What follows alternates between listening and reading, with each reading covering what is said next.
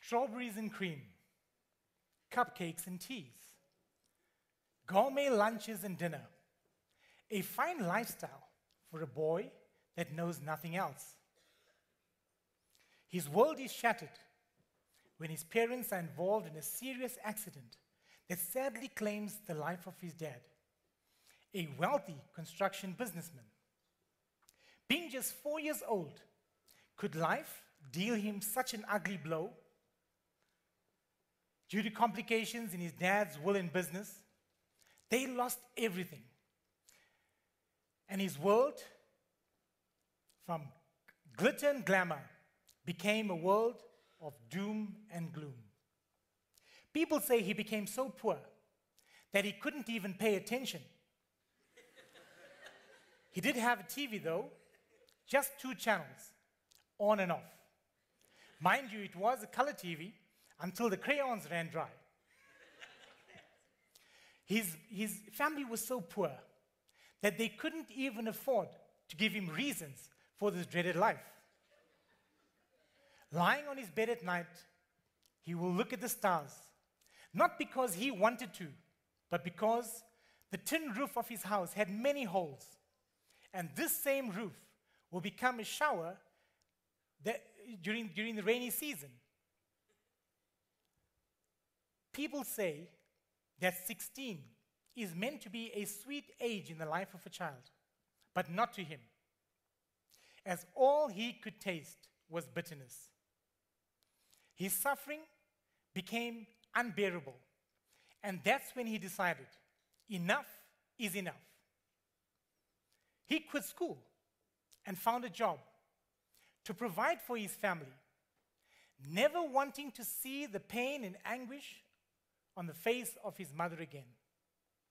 That young boy stands here today as the CEO of Aero Logistics.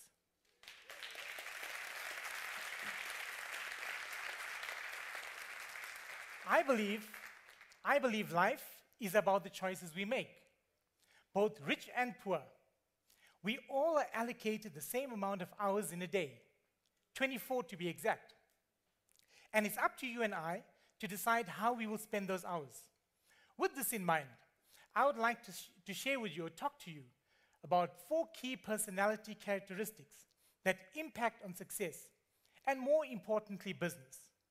To sum it up and make you remember it, let's meet Bill. Number 1, the bully. People in general, and more importantly, business, that attempt to exert power through the use of tactics such as intimidation, manipulation, threats, and of course, belittling remarks, are known as bullies. Very often, they will sabotage your mind to think clearly, making you believe that you can't do anything without them. While living during the apartheid era, disadvantaged students often embarked on school boycotts. When I now think about it, some of the things that they did was laughable. For example, they sang the famous Pink Floyd song, "We don't need no education." How ironic, seeing that they were fighting for equal education. I, on the other hand, remained in class, as I just believed in obeying the rules. Before long, a group of students confronted me with threats to harm me if I did not join the action. And you know what? I remained in class, regardless of their threats. I sought protection from a friend and cousin that actually protected me from any harm. You know something? To this day, the boy that used to bully me in school still takes my lunch money. He makes great burgers down the road.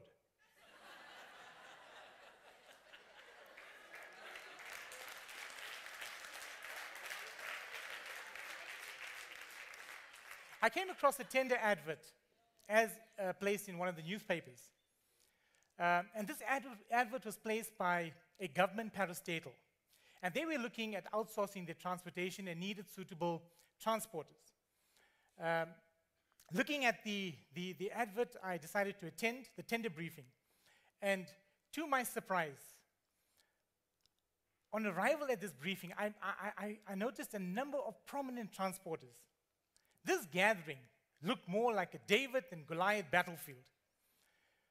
And during the question session, some of them stood up and spoke about their huge businesses and how they currently worked for government and how they had so many trucks and so on and so on and so on. These are the type of business bullies that put fear into you, making you believe that unless you accede to whatever they want you to do, you can't do anything. During this time of understanding exactly what they actually want us to do and what they want you to believe, puts this fear that you want to throw in the towel prematurely without realizing it. As Karen Salmonson says, if someone is trying to pull you down, that means they're already beneath you. You see, far too often, we allow other people and others to bully us. Yet, only we can give permission to be bullied or intimidated. Now, if you think about it, we are in control of our own emotions and perceptions. And a bully may try to influence these, but ultimately, it's left up to you and I to decide how to deal with those threats. Now, how would you deal with a bully or a business bully? Don't give in. Have faith and believe in yourself. Ignore their remarks and let their comments roll off you like water off a duck's back. With this approach, we went on to win this very prestige national government transportation tender worth millions of rands. And you know why? Because we believed in ourselves and we understood that no matter what, you having faith and trust and belief in yourself, you could be the David that will bring down the bully Goliath. Number 2, the influencer. Having a chat with a friend of mine, I was sharing with him how I deal with negative influences in my life. I came home from work the other day, only to find my wife in a beautiful, skimpy, sexy night dress. At 3 o'clock in the afternoon, mind you. Taking me by the hand, she leads me to the bedroom. And she says, honey, you can do anything you want. I said, you mean anything? She said, anything. Without wasting time, I took off my tie, and as she lay on the bed, I tied her up, and off I went to play golf. We are surrounded by people every day that want to influence our lives in some way.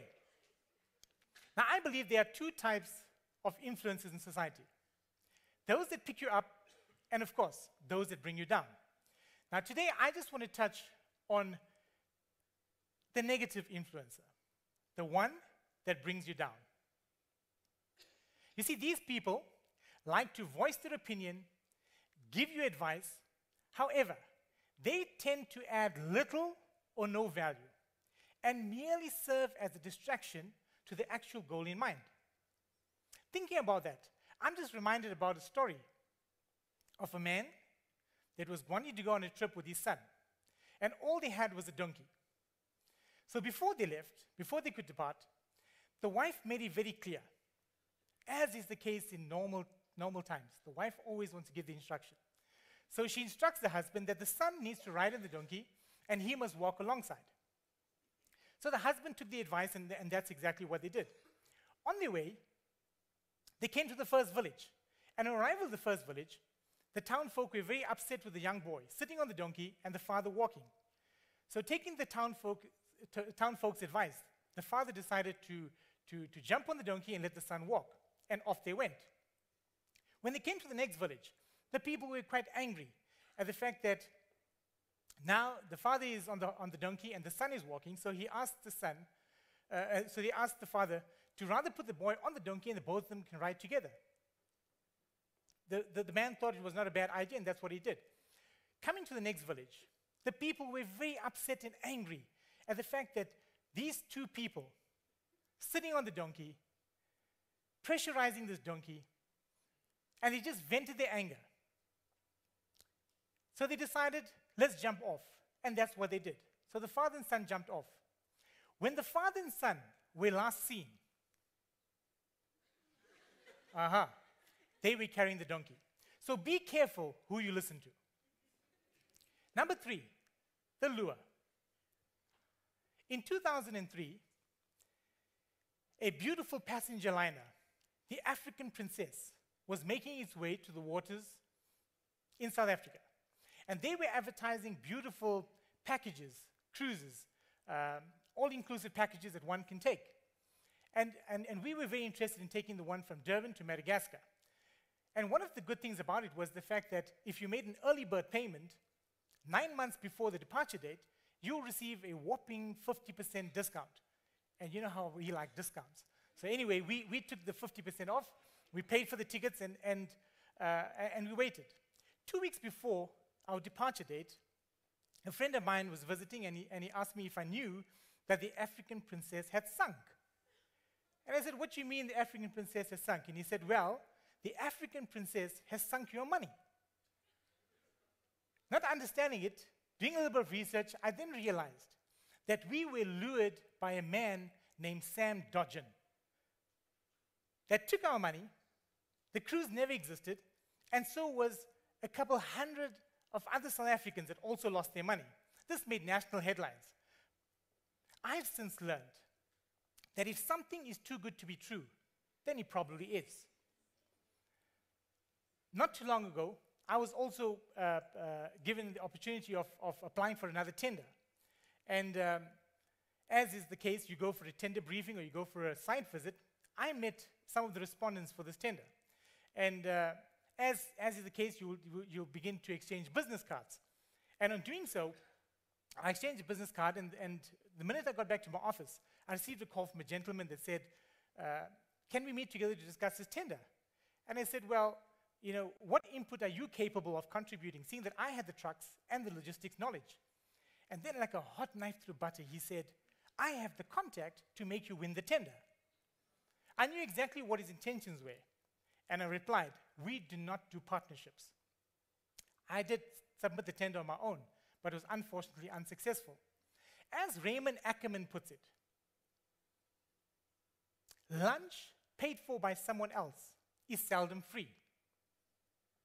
I'm sure we all can agree that owing favors distorts the natural decision-making process in anything. Number 4, the lion heart.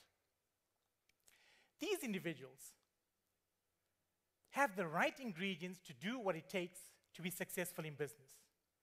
They value integrity, honesty, and hard work, leading by example to mentor and assist others into becoming lion-hearted leaders.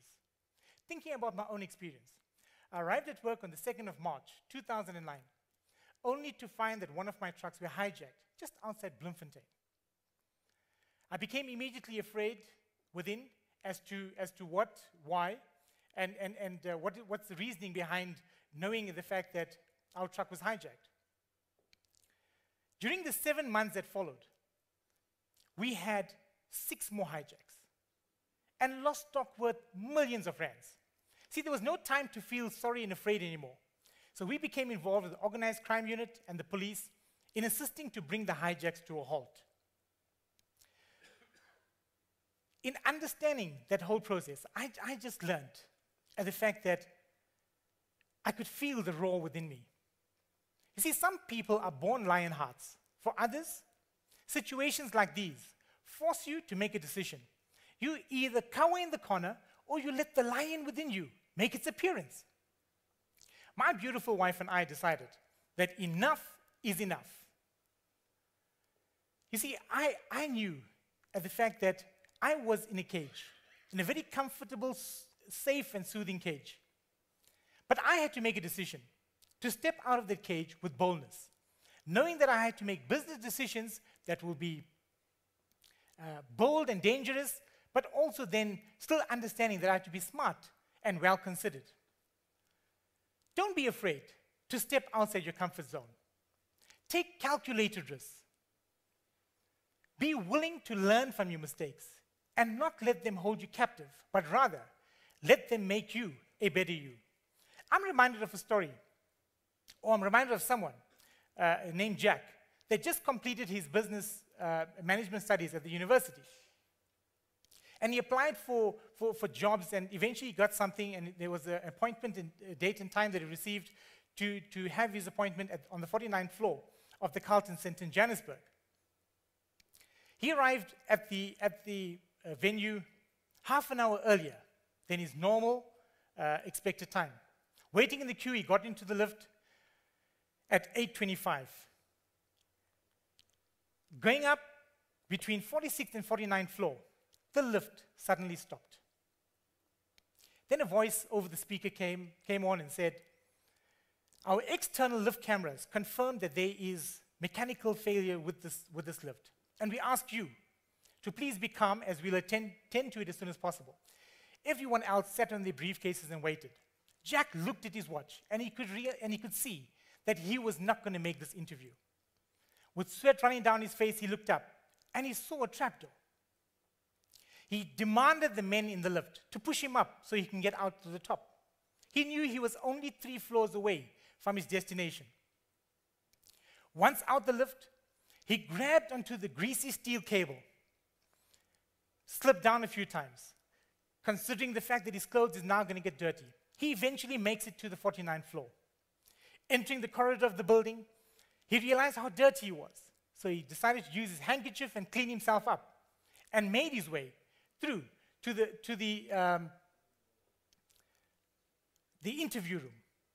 On arrival at the interview room, he was told that he's missed his interview and that's it. Sitting down to get his mind back in order, thinking of what he went through to get to the 49th floor to no avail. Suddenly, the doors of the interview room opened. When he went in, he saw the entire panel looking and watching a video, and this video was of him making his way through the roof of the lift, pulling himself up the steel cable, and the head of the panel looked at him and said, "Mr. Jack, you have missed your appointment, but you have shown us today that actions speak louder than words. Your leadership skills are outstanding. You have shown us the strength that you used to pull yourself up the cable in spite of sliding down a number of times.